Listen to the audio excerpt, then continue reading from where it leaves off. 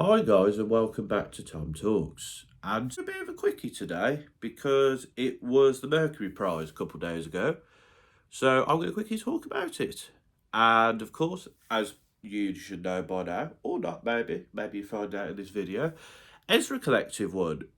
And yeah, I'm very happy that they won. They weren't my personal pick. I would have gone for Jessie Ware or Loyal Carter. And there was lots of other good albums on the list, to be fair. Some I wouldn't have picked personally.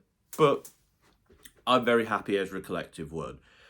And you can find out more why in my mini review, which will be linked to the end of the video. But to summarise, they're a fantastic jazz quintet, because there's five of them. Been making good music for a while, but I feel like this album just was a great ride from start to finish.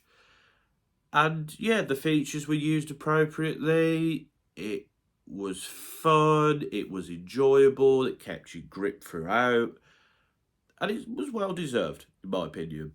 I haven't watched the awards itself yet. Looking forward to that, to seeing their live performances and live performances of a lot of people too. You know, there's a lot of good acts on that list. Also, in their speech, because I've seen a bit of that, they paid tribute to youth centres and how they helped not only them but other music acts push themselves and go, which I've had a bit of a personal experience with because I interviewed an artist recently and we went to the youth club where they recorded music, and that was cool to see. And you can see how it's helped. And I think it's very important to highlight youth clubs because not only are they an opportunity for like kids to get away from, you know, some of the dangers of life and give kids a place to go where they might not necessarily have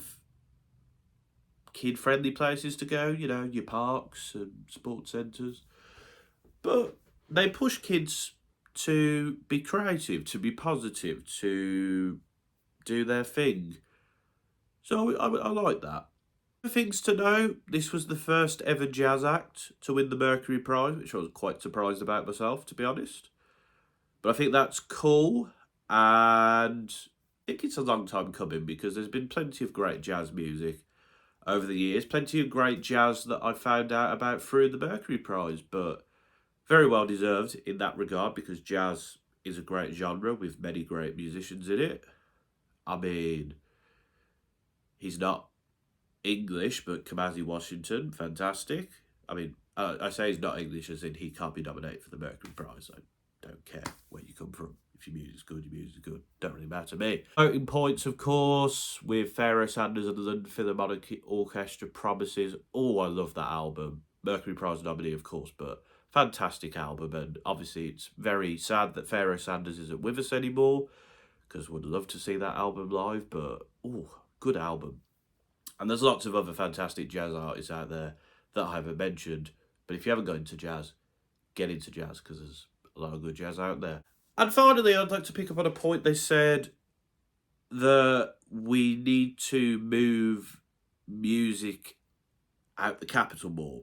Because what I didn't realise was the last 9 winners of the Mercury Prize have all come from London. Which, yeah, I think it is a sign that, you know, a lot of music is being pushed out the capital, or you have people coming to the capital. And, you know, I do think that music as a whole has a rich history throughout the United Kingdom. Of course, the homeland of Birmingham, Manchester, Bradford has had a few artists come out recently. Bad Butcher the Crew, Near Archives. We've had some great acts from Leeds, Leicester, Derby, and of course from Scotland, from Wales, from Northern Ireland too. So I was very happy to see them make a point about that. And I think it's true. From my experience in the music journalism scene as well, a lot of stuff is tending to happen in London.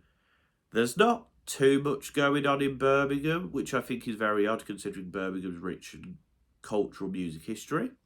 There's a little bit in Manchester, but I do think we need to spread the celebration of music and the sort of pushing of artists from just London to the rest of the capital, whether it be the artists themselves, the PR companies, the music journalists, all the music industry. I think it needs to come from this like London bubble and spread. Because not all music journalists, PR people, artists are from London. A lot of them come to London, and I do think it is changing. I think the social media age does allow that change to happen. But we got to do better, in my opinion. I've sort of gone a bit of a rant there about my own personal thoughts on the sort of London centrification of music.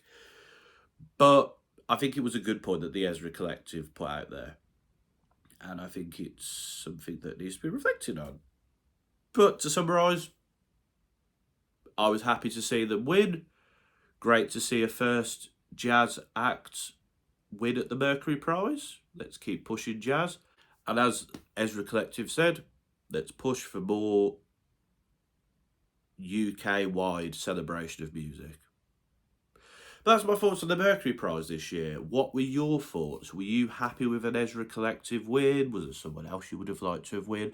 And what do you think about their thoughts on the London centrification of things? Let me know in the comments below. And until next time, this has been another TomTalks.